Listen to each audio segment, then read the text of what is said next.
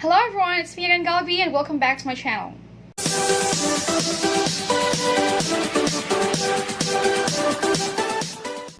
So today we will be talking about misused forms. So in the English language, misused forms are often made by using wrong prepositions after certain words. So for that, I will be giving you a series of lessons about this topic. But today, I have here some sets of words which most often give trouble. Okay? So without further ado, let's start. So the first one that we have here is absorbed, which means very interested, absorbed in, not at. So we say absorbed in. Absorbed in, we don't say absorbed at. No, okay? So don't say the man was absorbed at his work. Rather say the man was absorbed in his work. Absorbed in, not at. Alright? So the second one that we have here is accuse of, not for. So don't say he accused the man for stealing. No. Rather say he accused the man of stealing. Okay? So accuse of, not for. Next one, accustomed to, not with. So don't say I'm accustomed with hot weather. Rather say I am accustomed to hot weather. Okay? So accustomed to, not with. Next one, afraid of, not from. So this one is very common. So I guess most of you already know this. Like we always say, like, I'm afraid of this. I'm afraid of talking. I'm afraid of something like that. So I'm afraid of talking to native speakers, something like that. So this is very common, and this is just a reminder because some of the people also, some of the learners in English also sometimes use afraid from. I'm afraid from this, like that. So don't say afraid from, but it is afraid of. So don't say the girl is afraid from the dog. Rather say the girl is afraid of the dog. Okay? So afraid of, not from. Next aim one. At, not on or against. So don't say aim on or aim against, but rather say aim at. So don't say he aimed on the bird or he aimed against the bird. Rather say he aimed at the bird. Okay? Please also remember that the preposition at, the one that we're using here, aim at, this preposition is often used to denote direction. So, like for example, like shout at, fire at, or shoot at. So it means direction, going to this person or going to that way. But if you say shoot without the preposition at, it means to kill.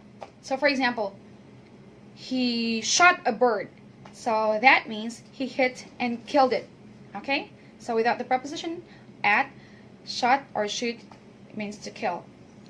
But using the preposition at, it only denotes direction. So shout at, he shouted at me. So towards me, direction. Alright?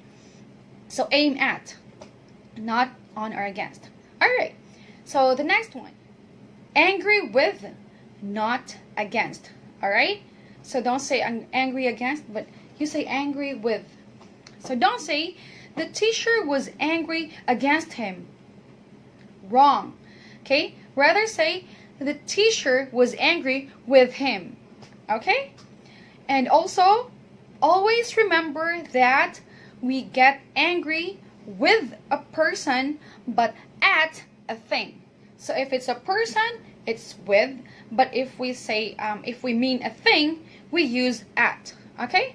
So, like for example, we'll say, he was angry at the weather.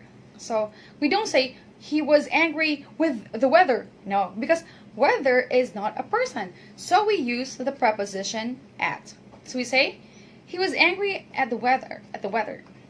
Okay? The teacher was angry with him. He was angry with me. All right?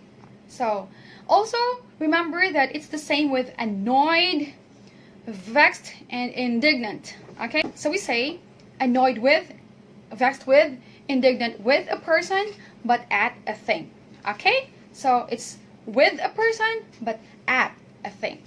Angry with, annoyed with, vexed with, indignant with a person, but angry at, indignant at, vexed at, annoyed at a thing. Okay? Remember that. Now, next one. Anxious or meaning troubled. Anxious about, not for. Okay? So don't say they're anxious for his health. No, no. Rather say they are anxious about his health. So they're anxious about his health. So they're really troubled about his health or something, worried like that. Okay? And also remember that anxious, the word anxious, which means wishing very much, takes the preposition for. So it has a different meaning when we mean wishing very much. Like for example, parents are anxious for their children's success. So parents are anxious for their children's success. They are wishing very much for their children's success. So we use the preposition for. But if we mean anxious, which is really troubled, we use the preposition about. Anxious about my grade. I'm anxious about my grades. I'm anxious about something. I'm anxious about my English communication skills. So something like that. Okay? So you're troubled or worried about. So anxious about if it means troubled, but anxious for if it means wishing very much. Alright? Now, remember the difference of that. Okay. Next one, arrive at, not to. So this is very common because it's the basic lesson in preposition that it's like at a certain point or in like bigger areas or something like that. So this one, it's the same, like arrive at, not to. So for example, we don't say we arrived to the village at night. We arrived to the village at night. Wrong. Okay? Rather, we say we arrived at the village at night.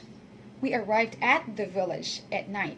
Okay? So, but in countries or large cities, we use the preposition in. Like for example, Teacher Golly has arrived in Japan, or Teacher Golly has arrived in Taiwan. She already arrived in Cebu. So, it's like that. We use in for larger cities and countries. Okay, but for specific places, small places like village, we use at. Alright? Okay, so let's move on. The next word that we have here is ashamed of, not from. So we say ashamed of, not from. So don't say he is now ashamed from his conduct. No, not ashamed from. Rather say he's now ashamed of his conduct. So he's now ashamed of, okay? Not from. So also note that it is not proper to use ashamed of to mean shy. So sometimes people, they misuse it to mean shy. So ashamed of is different from shy, okay? So for example, like, you don't say, for example, you're shy. You're shy of your teachers. You don't say, I'm ashamed of my teacher. So I'm ashamed of my teacher. It has a different meaning when you mean shy. So it doesn't mean shy. I'm ashamed of my teacher, meaning maybe you have done something and then you're ashamed to face your teacher. So you're already ashamed of facing your teacher.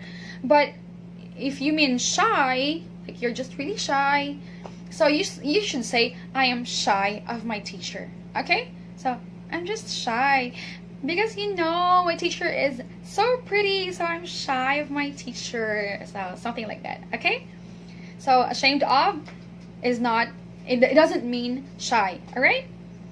Okay. So for the last one we have here is believe in, not to. Okay? Believe in. So don't say Christians believe to Jesus Christ. No, okay? So don't say believe to. Rather say Christians believe in Jesus Christ. Okay? So to believe in means to have faith in. While to believe without the preposition in, it only means to regard as true. For example, I quite believe what he says. So whatever it is that he's telling you, you believe that. Okay, you believe the person, you believe what he says, you believe it as true.